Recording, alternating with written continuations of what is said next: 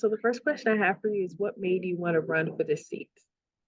Well, I was the state Republican executive committee woman for this Senate district for almost 2 years. And the Senate district is 18 counties. It goes from Henderson County up in Athens down to Orange Beaumont and then over to Crockett to Houston County. And then Toledo Bend is the eastern boundary line.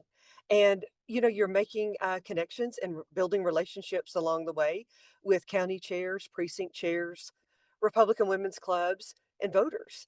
And you just hear people saying before you leave a meeting, we need a conservative senator. Uh, this Senate district was 76% for Trump this last election, and we need a senator that's going to vote the conservative will of this district, and I will be that senator. And if elected, what would be some initiatives or what are your main goals if you're appointed this position? The number one thing I hear when I'm out in the field is property taxes. They're out of control. They're at unsustainable levels. And that's something that we have to tackle this session because we're making it to where young people they're not even qualifying to buy homes. And it's not because of the mortgage, it's because of the escrow account, which is your taxes and insurance. So we definitely need to tackle that. There's a lot of mechanisms and a lot of things that we could do to put more money in people's pockets. And you just received a over $2 million donation for your campaign. How did that come about and how do you think that'll help your campaign? And they're saying this is the largest donation in Texas primaries. Well, I have a true American patriot that has invested in the campaign. He's a constituent. He's in this Senate district and was actually from the Port Arthur, Beaumont area and went to high school there. Uh, Founded a semiconductor company in California and then moved back to Texas, his home state, about 12, 13 years ago. And actually has invested very heavily in his community in Fairmount, but also a lot of many conservative Republicans. He's donated to President Trump, to Governor Abbott, as well as Lieutenant Governor Dan Patrick. And so he's uh, just been, like I said, a true American patriot. He's lived the American dream. How did you meet him? How do y'all know each other? Is he just a supporter of yours?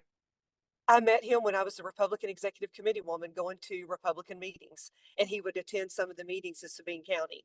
And so I met him, but I didn't know him that well. I knew that he was a constituent, a Republican voter, and was at the meetings, but I did not know him that well until I announced. And Gotcha. then he contacted me. Yes. Oh, wow. Okay. And how Yes. do you feel this will help your campaign? Well, it lets people know that I'm not beholden to lobby groups, to special interest. Um, I have one, like I said, angel donor, and my opponent has, I think it's right at 200 now, lobby groups to over $2 million that have contributed to his campaign. And lobbyists don't do anything without wanting something in return.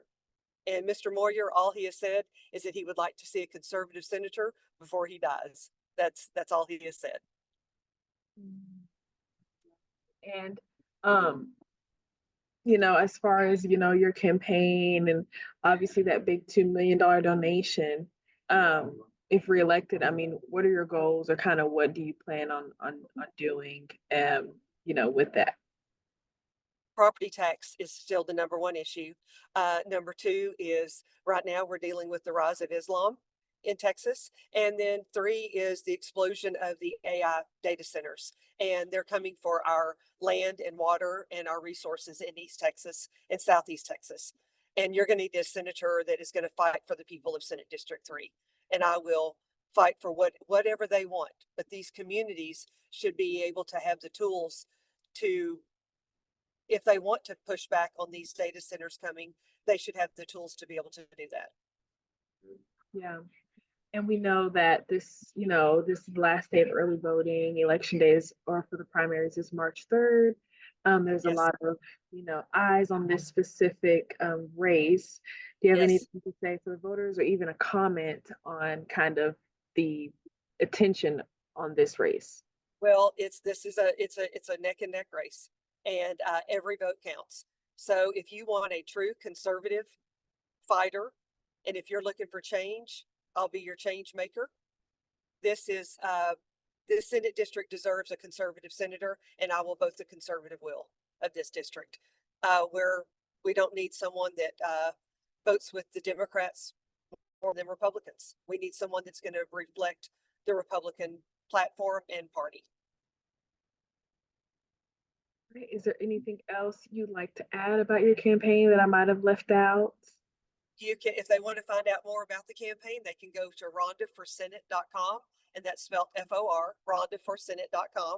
You can see where I am on all the issues. You can also see where your voting locations are there for early voting today. Like I said, most places it goes through 7 p.m. tonight. And then, of course, I'm looking for everybody's support, but I want to earn their vote.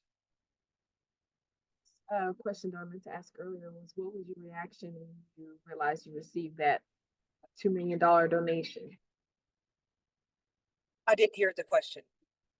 I said a question I meant to ask earlier was, what was your reaction when you received that $2 million donation from the one donor? It wasn't all at one time. It was in increments. Yes. No, it wasn't all at one time.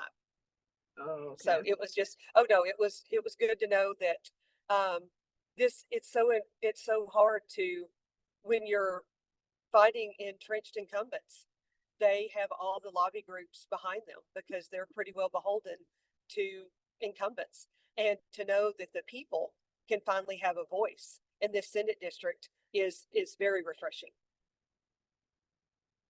All right, Ron, that's all the questions I have for you. Thank you for your Okay. time. Well, thank you. Together we will make Senate District 3 conservative again.